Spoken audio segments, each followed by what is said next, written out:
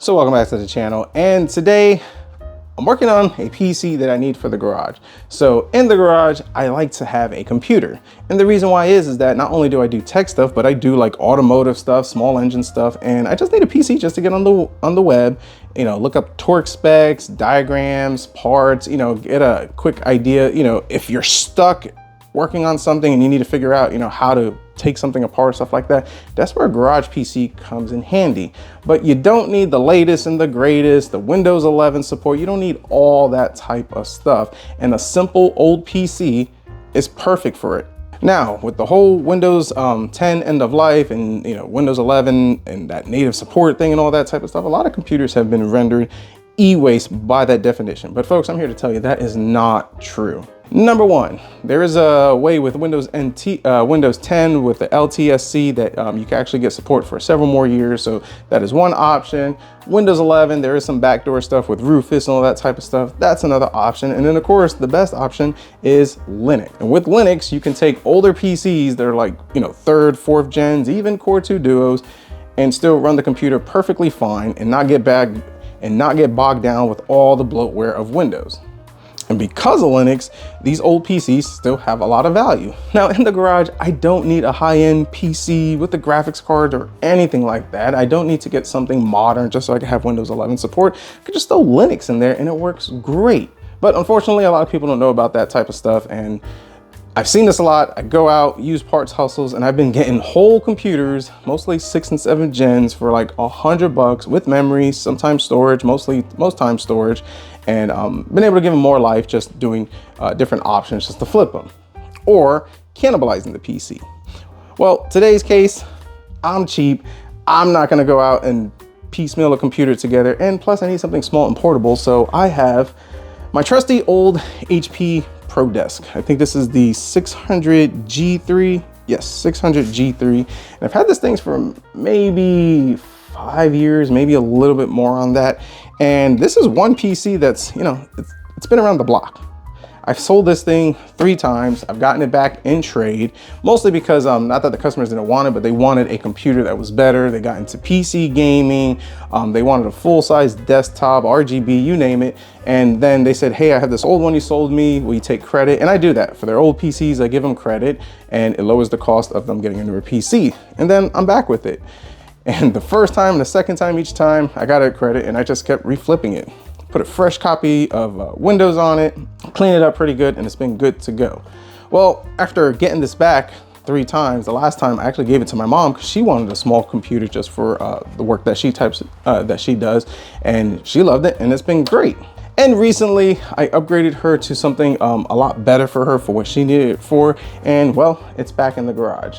And prior to like selling this was my main garage PC. This is what I used just to research and do data, you know, just quick stuff while I'm working. And this thing was fantastic. I did run Windows 10 on it for a while. Then I did do some bypass action. I did run Windows 11 on it and it still got the job done. Now I got this thing back 2 weeks ago and I started using it and I'm like, the Windows 11 feel on it, it's just not working for me. It's a little slow, sluggish. And I know with Linux, we could get a lot better user experience with this. So that's what we're gonna do today. And in this video, we're gonna go ahead, open this thing up, see what specs it has. Cause I'll be honest with you, I don't remember what I've done. I've swapped this thing out so many times and we're gonna downgrade this thing. If it has a 500 gig SSD, which I think it does, it might not, it might have a 256 gig. I'm gonna put 120 gig SSD in it. If it has 16 gigs of memory, I'm gonna put 8 gigs of memory because that's stuff that I can use for other builds and other projects and get more bang for the buck. Not sure what CPU flavor I do have in here. It says i5. I think I did swap it out, so we'll have to see about that. But I'm gonna go ahead, probably downgrade this as much as I reasonably can, pop in Linux and make this my, once again, garage PC that is practical, cheap, and show that not everything is e-waste. Don't fall for the whole Windows scam and don't be afraid to use Linux. So let's go ahead, let's dive in. I got a mess up here. We're just gonna, you know, slide things around and just, you know, that should work. Now, how to open this thing. That's a cool little machine. USB Type-C, can't tell you how many times that came in handy. It does have a built-in speaker, but I think it's blown on this one, if I'm not mistaken. In the back, VGA, 2 display ports, 4 USBs, Ethernet. I mean, what more can you ask for? And one of the reasons why I got this thing dirt cheap, because it looked like somebody dropped it several times. You know, it's bent here, bent there, but with a little bit of hammer, become a body man and good to go. So to open it, I think we slide this way. Maybe this way. There we go. Sweet. And what do I got in this thing? Now, first off, she is a little dusty crusty. I mean, she's been around. She's been around. Mostly at my parents' house. So this is their dust. We're family, so I'm not afraid of it. All right, let's see. What can we do? I'm more curious on the storage drive. 250 gig SSD. I think I have a 120 gig somewhere. So, oh, that's dusty. So we have to swap that out. As far as the memory, was there an easy way? Yep, there sure was. Whoa, okay. I got mismatched memory because, you know, that's cool. Oh, what do we got? Steel 8 gig, 3000 megahertz.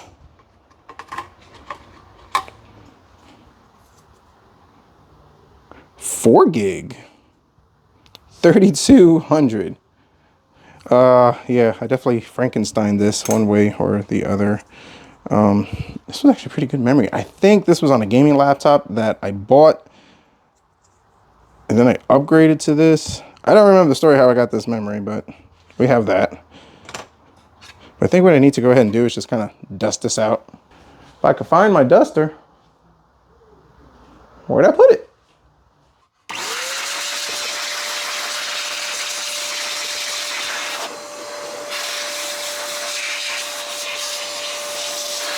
This foam just blew out. A little brittle. I might be able to reuse it. If not, not a big deal. This thing is not high performance.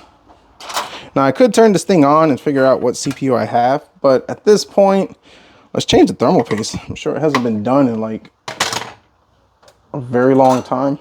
And the reason why I'm changing this thermal paste is because I don't like noise. And if I remember correctly, the last time my mom was using this, which was one of the reasons that I upgraded her to a better mini PC, was because the fan was going 100 miles per hour and it was driving her crazy. So yeah.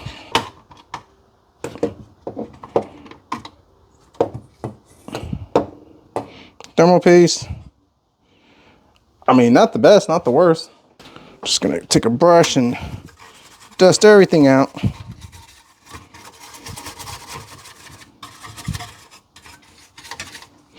Not going for perfect, just going for better than what it was.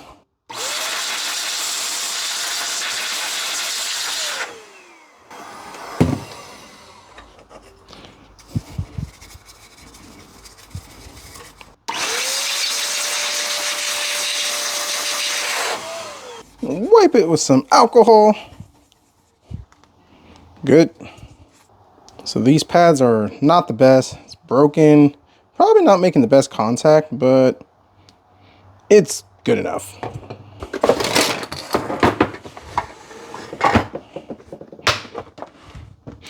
Now, as far as the memory, if I have two 4 gig sticks, I'd rather use that. This is an 8, an 8, an 8, an 8, an 8. So anytime I get a laptop that's just junk, I save the memory. And you end up with a lot of 8 gig sticks of DDR4 laptop memory. This is a 4 gig, but it's 2133. 8. Mystery. Ooh, 16. Whoa, we got DDR5. We got two 8 gig sticks of 4800 DDR5. This is like worth $1,000 right now, so that's cool. And this is a 4 gig 3200. I really don't know what that is. Probably need to mark that, test it, but I don't feel like doing that right now. So I think what I'm going to do is I'm going to run this 4 gig of 2133 and this mystery memory, because I guess I need to figure out what that is. I really don't want to put a single 8 gig stick in there. And that other 4 gig is actually pretty good speeds, 3000, so I think it'll be fine. Now for the CPU, what do I got? i3 7100, so I did change out the CPU on this. I think I had an i5 7th gen, actually popped it in a desktop and did a flip on it. Do I have anything else? Just kind of looking, seeing what else I have. A Celeron, a Pentium. Ooh, Ryzen. Bunch of Xeons.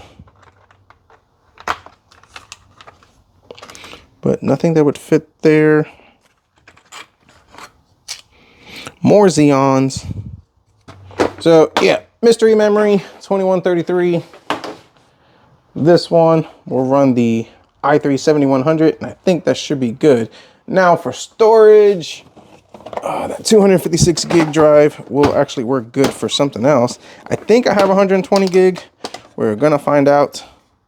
Yep, I have this Toshiba 120 gig, and I'll add this, and that should work. So let's go ahead, let's pop on some thermal paste. Thermal paste applied, and I actually found the Torx bit, T15.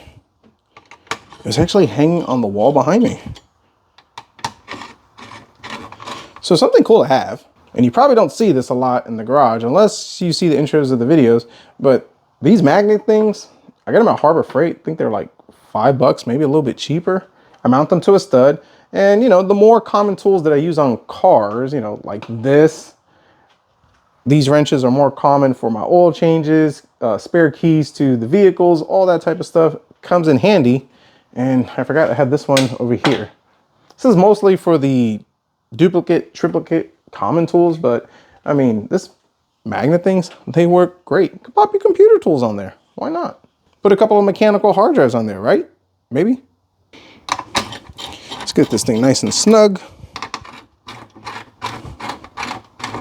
And yes, there is thermal paste on here. Just because you don't see me put it on doesn't mean that it's not there.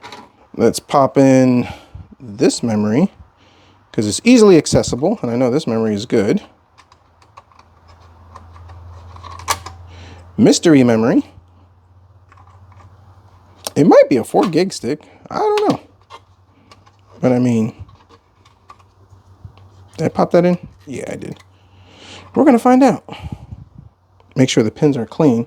Now, word of advice, if you have hardware that sits around like I do sometimes, make sure this is clean. Dust, dirt, grime. Especially when you're working in a garage. Let's pop this joker on just like so. It's kind of cool because it pivots and it hinges on.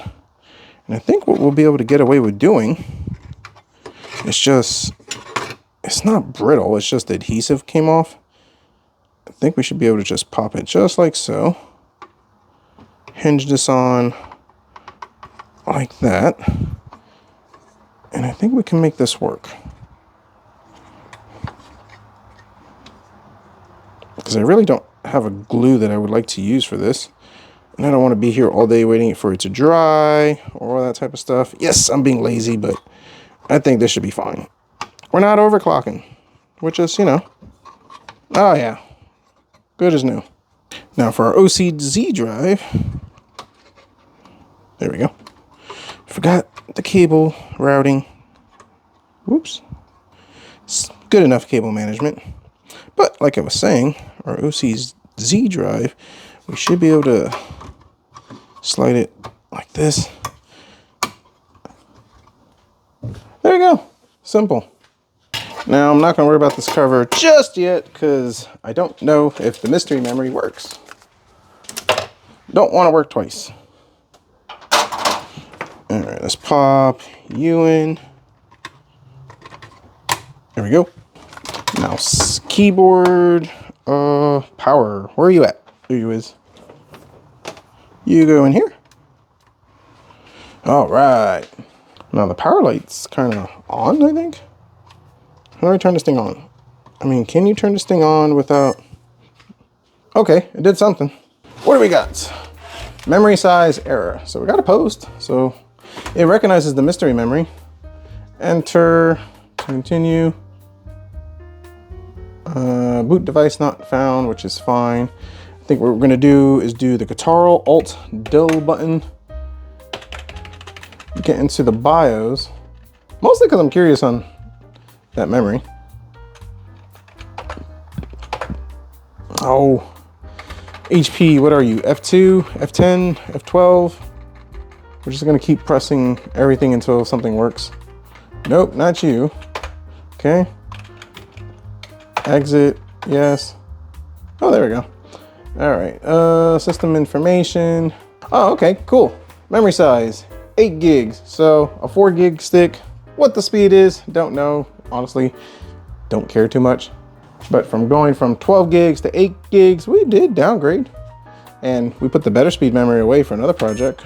So now I need to find my Linux. Where did I put you, buddy? Linux. Found it. Let's slide you in right over here.